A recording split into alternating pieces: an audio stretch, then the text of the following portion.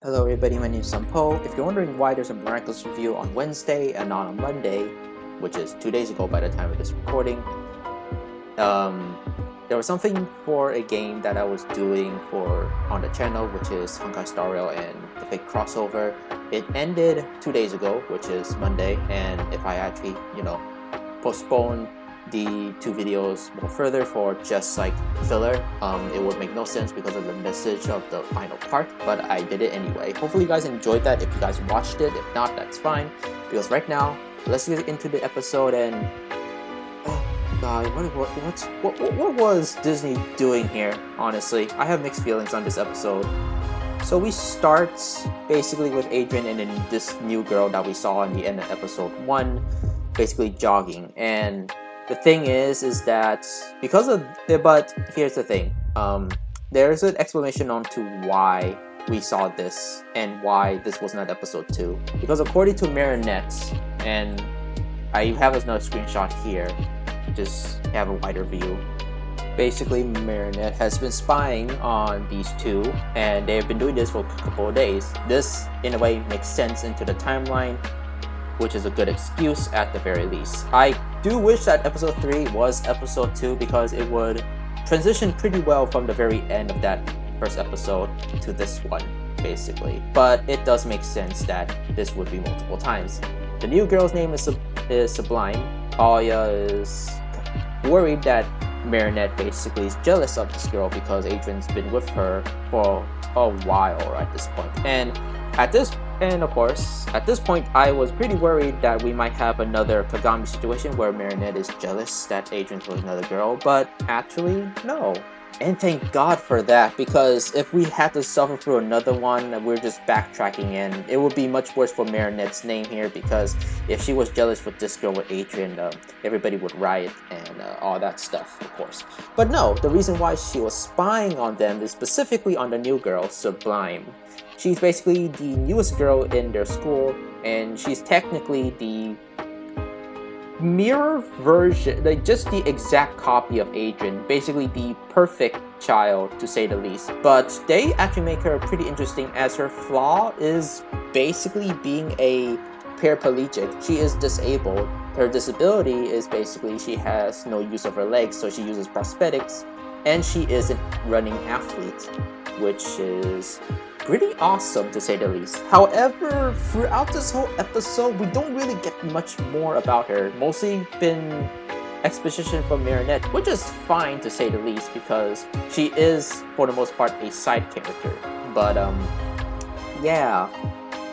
And it goes a bit downhill from here, to say the least, because while this is good and all, oh god, because after the title, the theme song and all that stuff, she basically keeps stalking her, and it's kind of weird basically.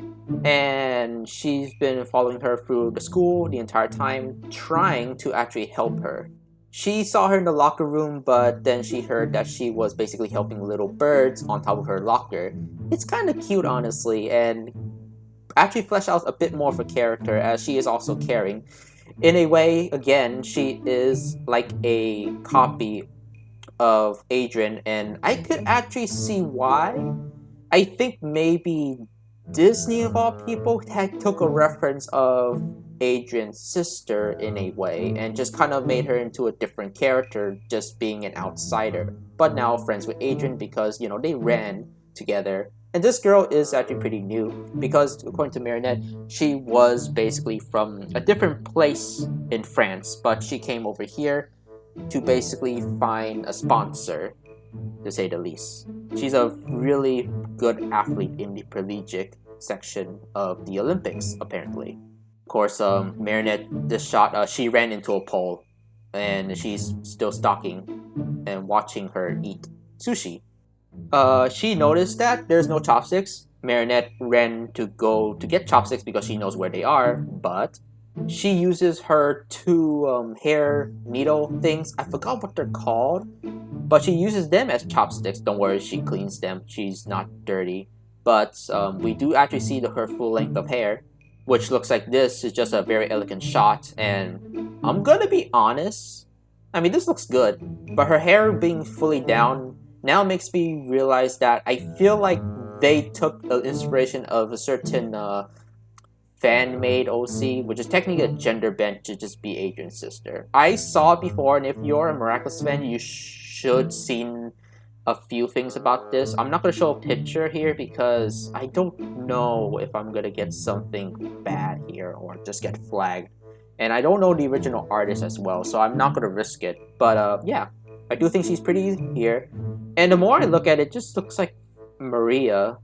Looks like Maria from the Sonic series, honestly, if you really think about it. Next, we see her play the harp with some animals. I swear to God, this girl is like Fluttershy as well. The thing is that the string broke and she ran all the way to the music class and stole string from a guitar that they're trying to fix, and she trying to give it to her. But the girl fixed it by using her hair. And her hair is just as strong as the harp strings, which makes you wonder what kind of conditioner and shampoo she's actually using. And Marinette's kind of pissed. But as you can see here, a lot of these animals really like her. And this is just more of a Fluttershy thing. I think they're really putting a lot more inspiration and a bit more than what Adrian is. Kind of showing that she's a good girl, to say the least, and interesting in her own right, which is why Marinette's very interested with her. So yeah. So the new girl and Adrian have a talk in class. Marinette got the wrong idea that they might have been talking during jogging as well, and Adrian's lying to her. Oh boy, Adrian did not, communicate that well. And to be honest, you can't blame Adrian. He has a trouble of expressing stuff with friends, especially with Marinette. Technically speaking, they should be doing this, telling the truth, maybe.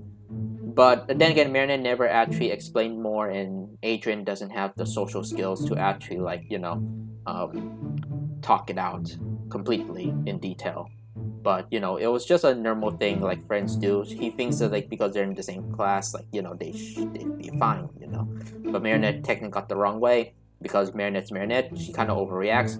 Damn, I miss this version of Marinette, and I actually truly do miss this version of Marinette. This is something that I feel enjoyable, even with the secondhand embarrassment, because it's kind of relatable, and I feel like some people need more realism, honestly, and I really felt that, honestly. But the thing about it is, what really got on my nerves is just how more extreme, because in this whole episode and everything I told you, she keeps stalking and it's just becoming more and more extreme. Now, how extreme? Here's the thing, I feel like Disney is more so exaggerating Marinette's personality here, or at least someone in the writing team, because in the early season 1, 2, and possibly 3, you might have, and a little bit of 4 if you really want to push it. Marinette's personality has been pretty much out of whack, to say the least. Very over-exaggerated, like anime over-exaggeration. And I think people have not realized that this show took a lot of inspiration of not just the comic books, but also some anime in terms of the slice of life stuff. And in terms of that, it does look like Disney is trying to take a crack at it.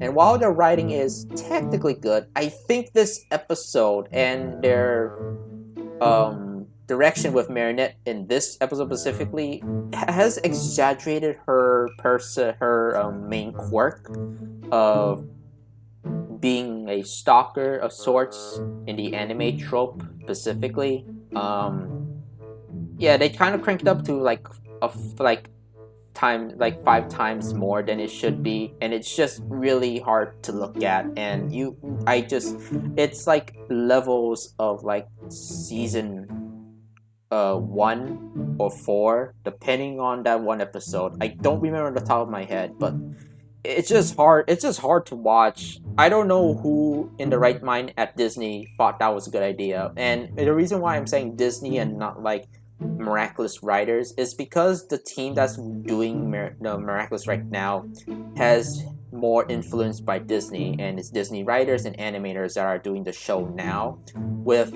basically the main lead still, the main director, producer still doing it.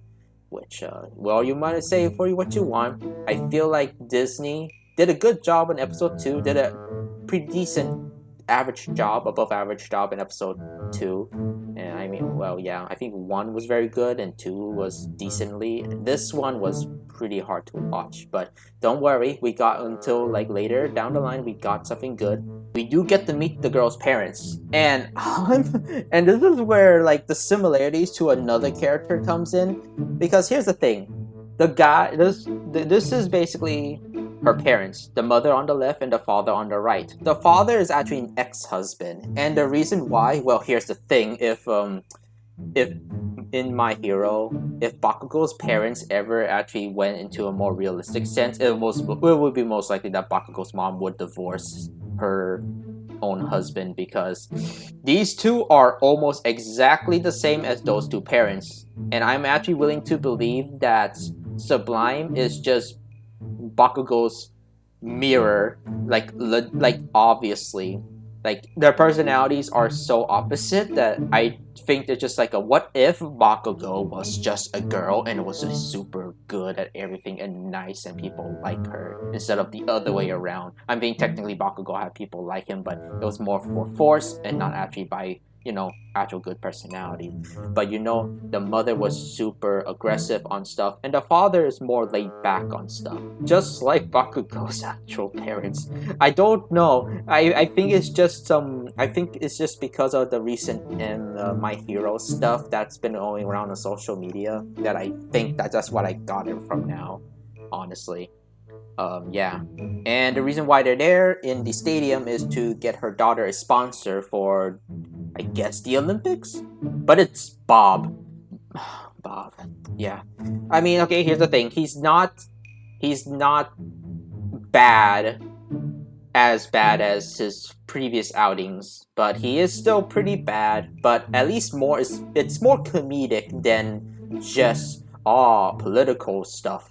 You know, like the economy and the stuff, and the celebrities and like producers and bad stuff. No, it's instead of sending like a message through this guy like a few other times, it's more so for comic relief, which is good. Marinette followed.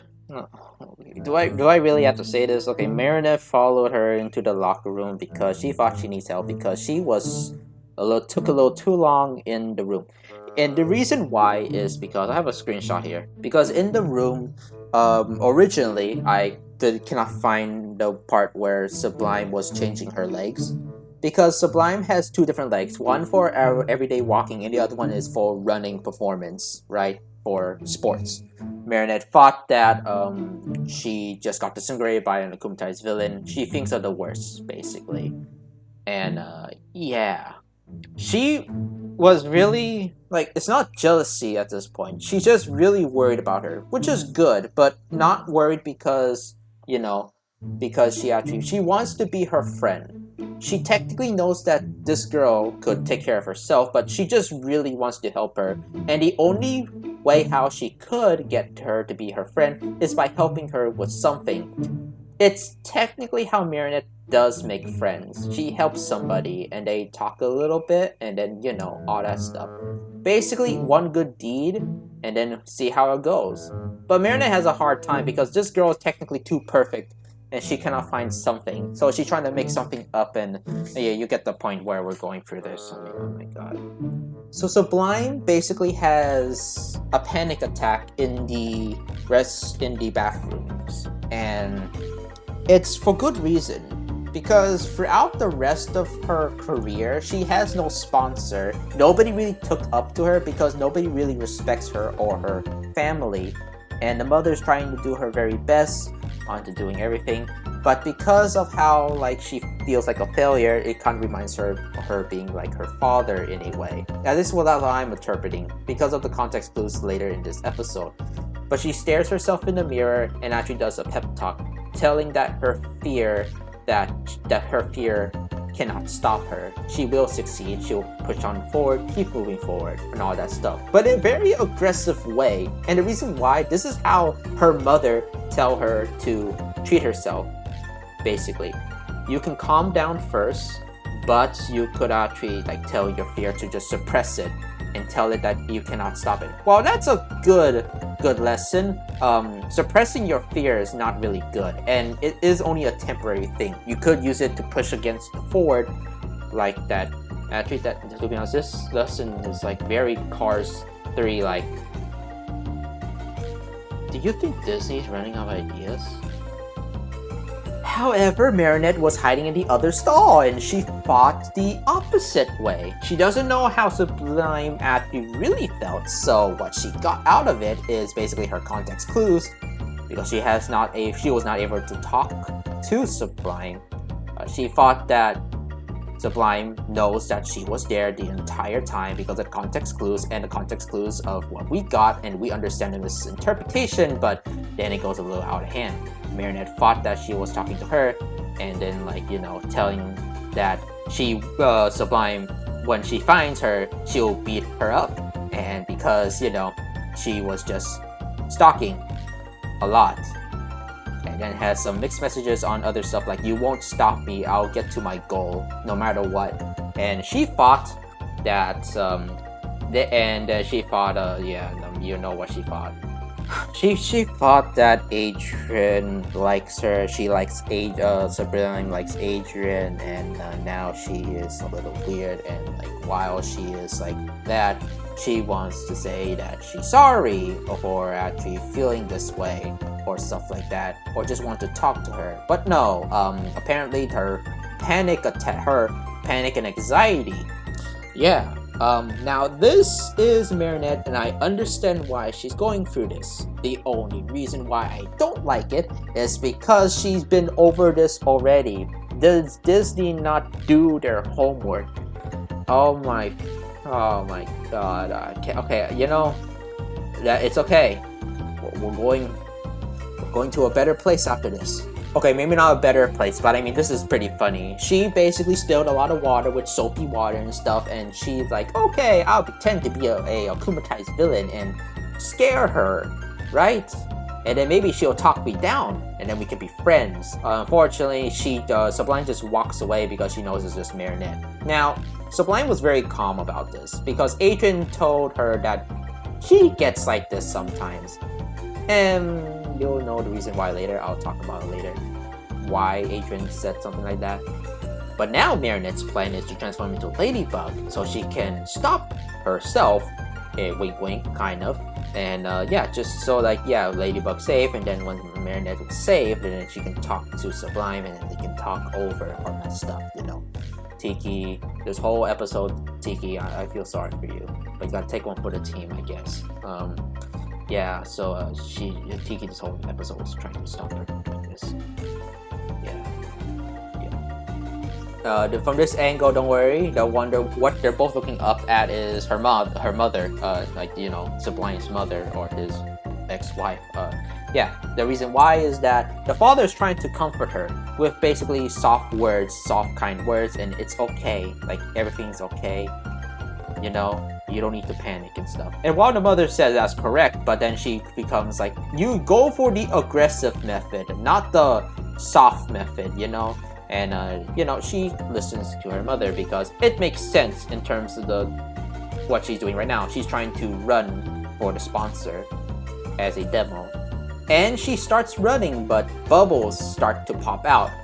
And if you have not noticed, she did change her normal feet.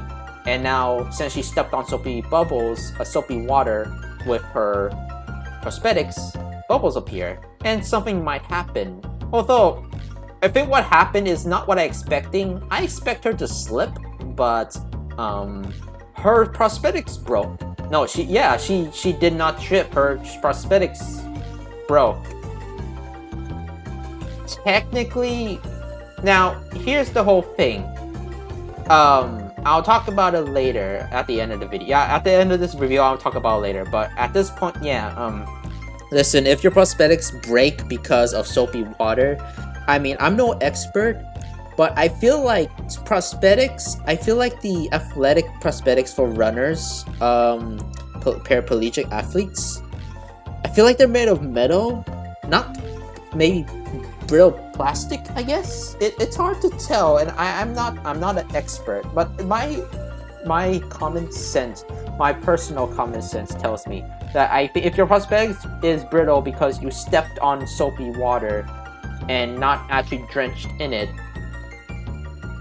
why would they make something like this? This is like plastic. It's not it shatters like glass, and it's like plastic in material. It's not even metal. So but I know that some are made of metal. Did they just cheap out? Because according to this, the father made them. Maybe his wife was right. After knowing Marinette, because Marinette, Ladybug, just kind of hopped straight onto the field for some reason. But no, it was just so that she can be in front of her. And while she tried to stop, then her prosthetic breaks because of the force that she applied on. Technically, it's been implied that the water was the reason why it broke and all that stuff. But yeah. But then she says that everything is okay, and she starts explaining to Ladybug about Marinette because she thought that Ladybug was there because of Marinette being akumatized, but she just lets her know that Marinette is fine. She's just pretending and all that stuff. And then she goes throughout the stuff where Adrian says that basically the reason why, according to Adrian, yeah, this is actually this is a pretty sweet scene, but you can tell by her voice, and I feel like this, despite the horrible middle of this episode, the way the line was delivered is really good. Because I almost teared up with this one because of how the voice acting gone through. Because the longer she talks and how longer she explains to Ladybug about Marinette and what Adrian told her about Marinette, because Marinette acts this strange because she likes somebody, and because of Marinette stalking you means she likes you. And while that's sweet in terms of this universe and we know Marinette, if this is taken out of context, this would be very weird. But hey, it's Adrian, everybody's favorite good boy. If Adrian says she's okay, then she's okay in our book. I hope, maybe. For some people.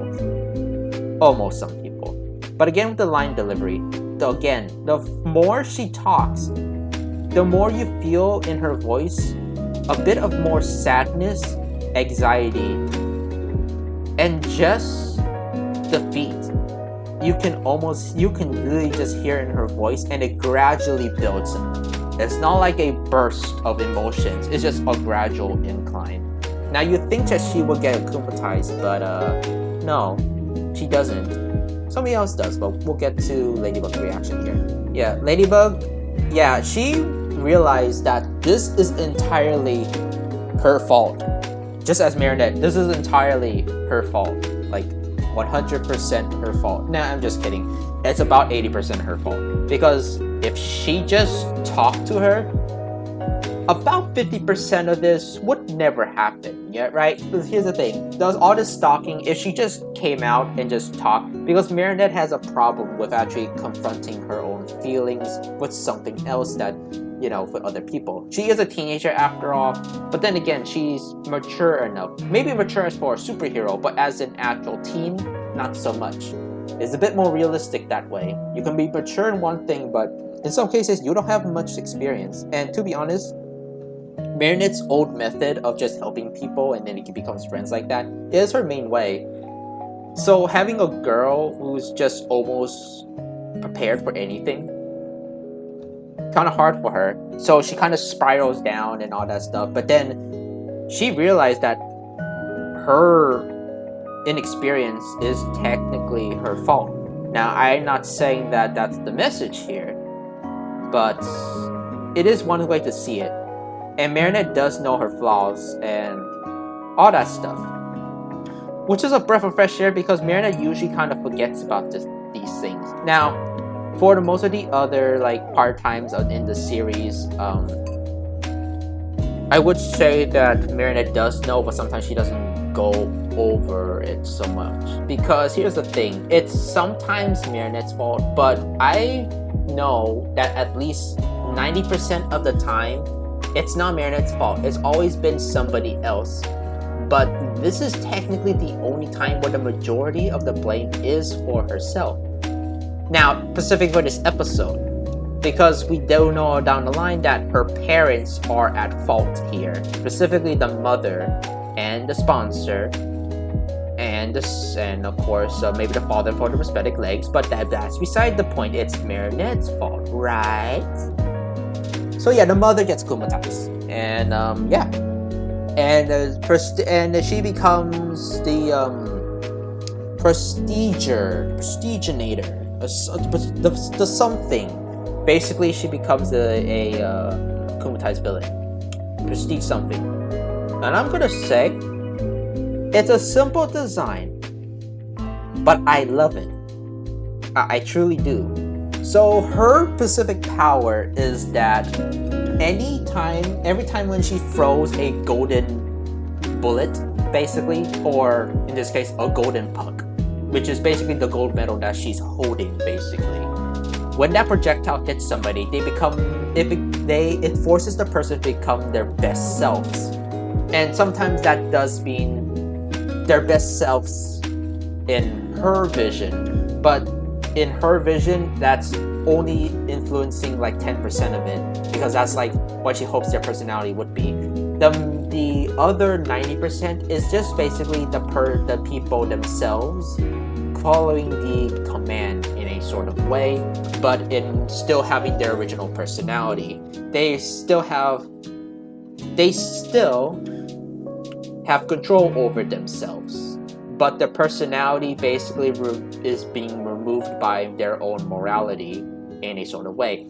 It's technically a copy power of the Eagle Miraculous in the New York special, if you guys don't remember, which I'm actually kind of fine with. And the best version of the father is kind of being more aggressive like her mother.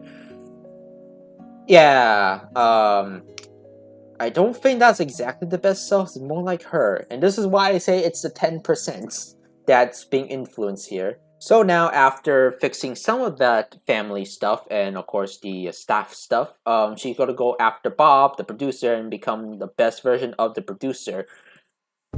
I don't think you really want that. You don't want the best version of him. But if he's been influenced by your 10%, then I think it might be good.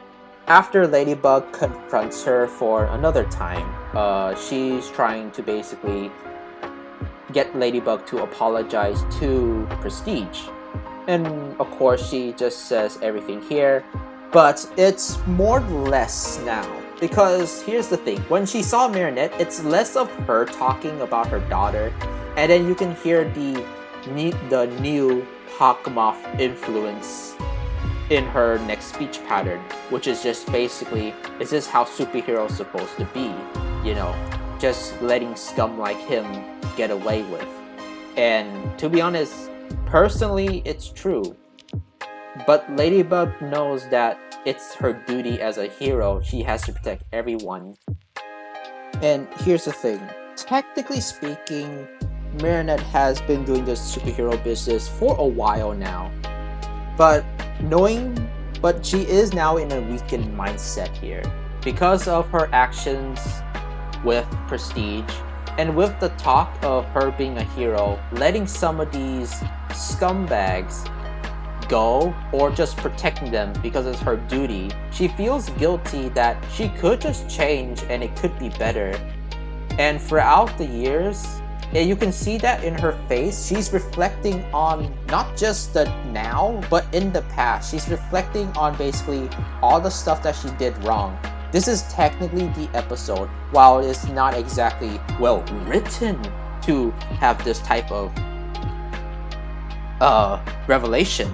It's a good revelation nonetheless. Marinette actually realized here that technically most of the stuff that she could just prevent if she just broke code for just a tiny bit and just help others. And of course, as Marinette, there's a lot of things that she could have just done better. Maybe some of the conflicts that she had in the past wouldn't really happen if she just did things differently, you know? She was just so used to being her own life. She's a normal girl living a normal life. But yeah, it's just powerful. Just one look like this can just convey all that messaging basically in the context of this specific fight scene. Yeah. Because she's getting thrashed around, she's calling for Captain Noir. Adrien was getting prestigious homework, he leaves, and then transforms into Captain Noir. And of course, she pursued and caught the producer. But Captain Noir saves her, and I just want to say this. Captain Noir might be in a better mindset than Ladybug, but he put up more of a better fight than Ladybug, which is surprising to say the least. Because as a Kumatai's villain, because she's athletic, she seems to have a better, higher skill compared to like Marinette and Adrien as Ladybug and Captain Noir. But to be honest, Captain Noir might have been in a better mindset and of course maybe caught her off guard, I'm just saying. And he's carrying him away. And of course they both meet up, basically just talking about this new villain. Ladybug says that this is a new villain, but what Captain Noir sees is that, wow, this person might be a Kumatai. The person did no damage. And if you actually watch the scene closely, besides throwing Ladybug everywhere and basically has it as collateral damage because she threw Ladybug, physically on this villain's own, she actually did not do any damage. Her projectiles do not destroy anything. In fact, once they hit something, they just evaporate. There's no damage. She didn't destroy any property, she didn't do anything. It's just collateral damage because she threw Ladybug, but that's kind of about it. She literally just did not do anything. And Captain Noir just says this. And while Ladybug says, yes, but it's a bit more complicated than that. She's trying to force people to be their best, basically. Have no mistakes. No accidents. But Captain Noir's like, I don't know, that seems like a good idea. She could change this guy. To be honest, yes, but we don't know if his best version would be the worst version of himself, honestly, in our opinion. So to hide the producer, Captain Noir, just diverges because Marinette told him to hide him, and he hides him in the dumpster. Trash belong in the trash, says Captain Noir. Not exactly the actual quote, but that's what he actually says in his own way. And then we have these two on a standoff. And this is where the influence is a bit more to the Hawkmoth procession side. Basically, she's trying to convince them to get hit so they can see what the very best version of these two would be. What the best version of the Paris' two #1 heroes, basically. What's the best version of Ladybug? What's the best version of Captain Noir? And of course, they have a little banter with Ladybug and Captain Noir a little earlier, and this is just another rehash of the line, but told in a different way, which is good. They didn't actually use the line, like sometimes they did in the previous seasons. But yeah, Captain Noir says that Ladybug is perfect just the way she is, in his eyes, basically. And to be honest, in a way, he's kind of right. Both Marinette and Adrien as Ladybug and Captain Noir, they're technically already their perfect version of themselves. In terms of their maturity, yes. Terms of maturity, there are the perfect versions. Ladybug is more calm, straightforward, a bit more thoughtful in some regards. And she is, of course, a more seasoned hero in a way. She's basically the perfect version of herself already. And the reason why she's also known that she is perfect is because she has some flaws, as any normal human would. Cat Noir, on the other hand, is actually not on the other hand. He's exactly the same principles, except for a few things. Cat Noir is also now more humbler than he was. Instead of cocky, he is actually much more understanding and listens a bit better. And that's kind of about it. For Marinette, it's more of a more personal thing for her. For Adrien, it's more on the Cat Noir side, basically. So, Ladybug has a plan. She did use her lucky charm, but it's a makeup mirror. She doesn't understand why. But looking in her reflection, she feels guilty for some reason. Cat Noir actually tries to cheer her up, basically. But the villain tries to talk her down, trying to convince her using basically negativity to force her to try and see what the perfect version of her is. After the talk and saying, just reaffirming that Ladybug is perfect the way she is, Ladybug has a plan. And you don't know what the plan really is because Marinette, in her state of mind now, she is just really upset, just guilty throughout the whole thing. So what she did is that she surrenders and lets the villain actually hit her. The hit actually succeeded, and of course she hit Cat Noir too. But after a few seconds, because here's the thing, once you hit, you're in a trance until she actually tells you something, basically. It could be anything, like after a line, but she did not say anything. So the reason why is because while the power that the villain has was able to stun both of them, the thing is it has no hold because they cannot actually improve anything upon these two. Now you might say it's a cop-out, but I already gave you the reason why. And they already have that revelation. They become the best versions of themselves last season already. So this power was really useless in a way. Oh yeah, let's not forget Cat Noir. Also, you see these eyes? Look at these eyes.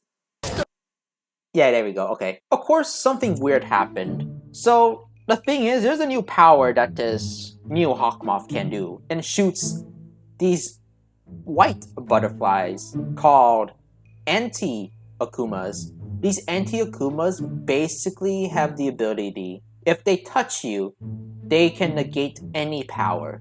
Like, 100% just negate any power. And that is just weird. But the thing is that the person who is akumatized, who is just the portal for these butterflies, gets a giant headache because these butterflies are coming out in full force. It's very painful for them.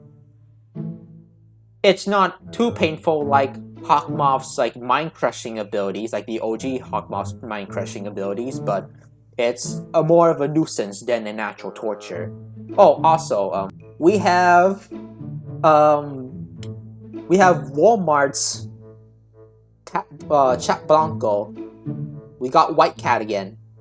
Except it's Walmart version because he's actually gray. But in other lightings, he is actually white. Not pure white like the actual Blanco. But it's a neat reference. I wonder if he get hits one more time, he actually becomes that. I wonder.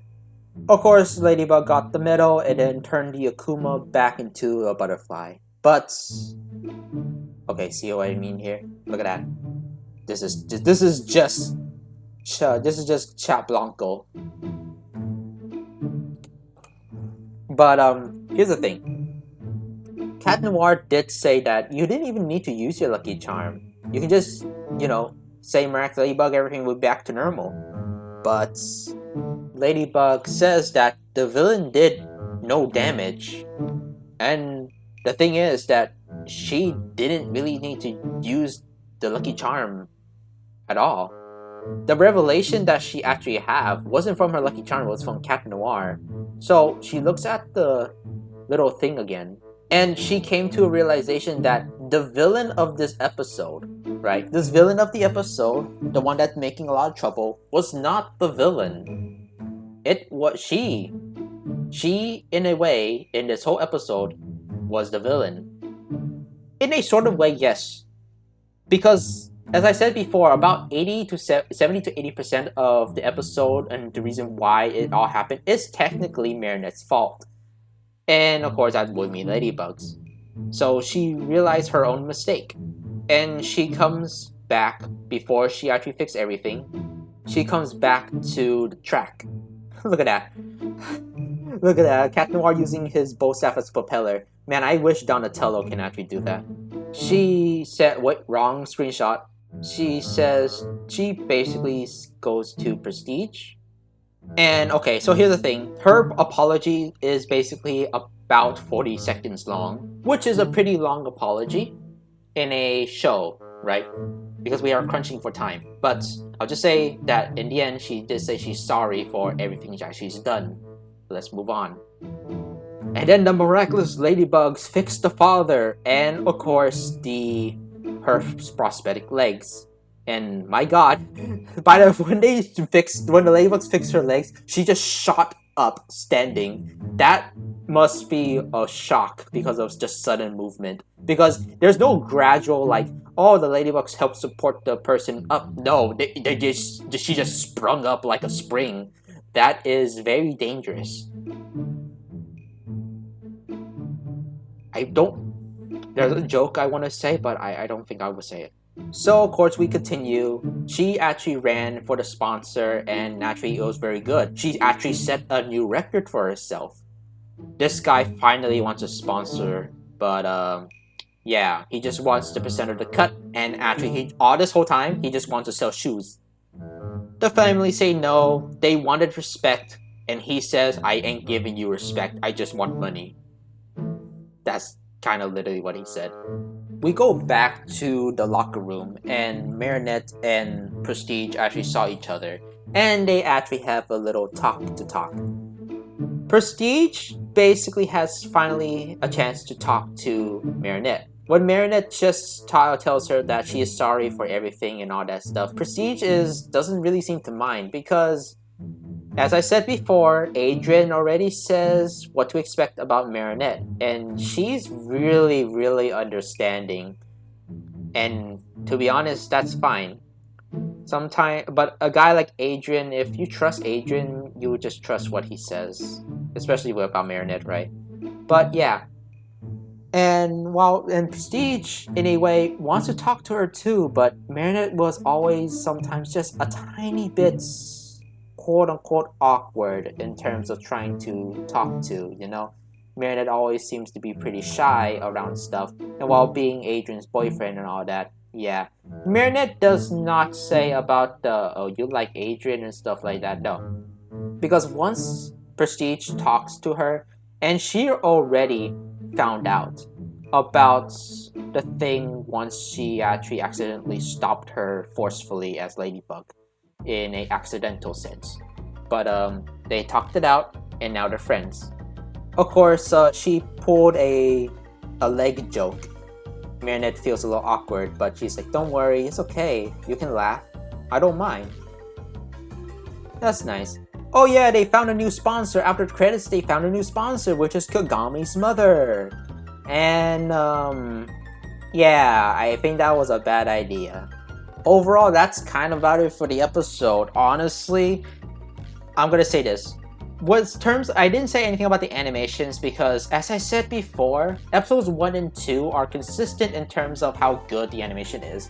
Episode 2 was a bit of a downgrade, but episode 3, episode 3, while it is still a downgrade from episode 1, it is a major improvement in terms of episode 2. Just because of the choreography and also more the comic effects that they gave these guys. Anime effects, specifically. And I actually do like that. The biggest problem I had with this episode is specifically, and I mean specifically, is how they written Marinette. Because here's the thing, Marinette already got over this. She already kind of passed through that super stocky, super awkward, unreasonable type stuff. She kind of got over this already at season 4 at some point. Pretty early on in season 4. And while she did revert to sometimes, it's more of the hero side. And a bit more of the, oh, she's just kind of jealous and stuff like that. But there is no jealousy. But unfortunately, I'm comparing this to maybe how she was acting as a superhero in season 4, which was a little bit, why did she do this? But it's kind of justified because it's still her teenage hormones working, right? Because she is still a teenager, she's still a high schooler in a way. But I say high schooler, technically in the original version, in the original dub, she's a middle schooler. But in the English dub, she is a high schooler. high schooler because it makes more sense because of how everything was structured, but this is Friends we're talking about. But does not matter. What matters is that she is still pretty young and she's still going through her feelings. And while that does make sense, the intensity in this episode specifically is blown out of proportion compared to anything else from prior seasons. I don't know why. I feel like the Disney team who is doing this currently right now, in partnership, in more control than the original writing team, but it's the Miraculous team and the Disney team are actually working together, but Disney has more say into it. I'm assuming because it's more Disney, they're trying to amplify more of her characteristics. Unfortunately, that means all of it. And it's not but since she cannot be jealous anymore, and because they've written themselves that Marinette and Adrian are very understanding of each other, which is good. We don't have that type of plot line. But the personality she has here, like, oh, might as well just do it like a misunderstanding, but blown proportion, because that's her main character trait, right? No. Yes, it is one of her main character traits, but they've blown it out of proportion where this is more of a parody of the character. But what saves this episode is literally the fight itself, because in the fight she actually has revelation. She learns and she acknowledges her own problems. And of course, with the talk she has with the villain, she actually reflects on most of her hero duties, her errors, what she could have done better, but also as a person herself, as Marinette, and going back through those seasons. That one look actually shows all of that, and I actually do like it. The power of a picture is just, a picture can be worth 1,000 words. That's basically it. But it's unfortunate that a good lesson for Marinette like this is used for a episode that basically makes her a parody of herself. I don't know how to feel about that. So yeah, I don't know if it's really just Disney doing this stuff here, or it could be the creator himself. I don't know. It just seems like this is more of a parody of Marinette than the actual Marinette that we know. Yes, Marinette can be like this, but it's never been to this extent of this crazy, unreasonable stuff. With Marinette in her own weird little mind, the little gremlin mind has reasons, or the reason why she's doing this in previous seasons. This just does not work. The reason for this is too simple and too small for her to be over-exaggerating like this. It's not a big deal like, oh, she's gonna miss something, oh, she forgot something to do, oh, it's Adrian. Like, no. It's just making a friend. This is just basically Pinkie Pie. This is just Pinkie Pie's personality. Like, what the fuck? Well, I also didn't notice. I just noticed there's two birds and they're staring at Marinette. Maybe thinks that she's a freak or something. Overall, I mean, there's a lot of things I like about this episode, but the one thing I hated makes me really hate this episode. I really want to like it because of the things that Marinette has grown in this episode. But the writing is what makes it bad. If this was the original writing team from like last season, I don't think I'll be this angry, but I'll be still pretty angry. But this is Disney. Instead of anger, I feel disappointment. I feel like Disney could have just done better and write this better. But no, it's just a jumbled mess. Okay, so what's my rating on this? Episode 1 was technically a 8 out of 10, with episode 2 being 6 or 7 on a good day. 7 on a good day, but 6. This episode, it has a very good message and spectacular animation, especially with the fighting choreography. I do like the new character design. I like the new character, which is good. And of course, I like the villain design as well. the one thing that's holding this episode back is the writing they did to portray Marinette. It just feels like a parody version of her. I said it 3 times already, but it's basically true. If I'm really going to say this, on a good day, this is a legit 5 out of 10. It has a lot of good stuff, and I still would recommend people watching this. But the biggest problem of this episode here, like really the biggest problem of this episode, is literally the writing for Marinette specifically. And I feel like we just got a few steps back and exaggerated just a tiny bit too much. It's a good thing that Adrian is still the same. I hope he's still the same.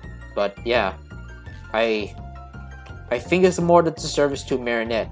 It's kind of more going for the in line of like how the fandom sees her. And I just don't like that. I just don't like that because that's just a version of Marinette that's kind of blown out of proportion without any context. Yeah. Alright, well, that's my rating, 5 out of 10. It's just really average. If the message, if they did not have that revelation at all, this episode would have been a 3 out of 10 just because of how bad the writing is. And surprisingly, this is technically the second worst episode I have ever watched. If I'm not going to be generous about the message they gave to Marinette here, and not being generous about the animation improvements, because you know, new season and new people animating, this would have been the second worst episode, just right above the baby episode. I'm just disappointed at Disney at this point. Well, next week, in a few days, which would be Monday, I promise you, we'll be reviewing the next episode, so stay tuned for that, and hopefully we'll improve and not just go downhill.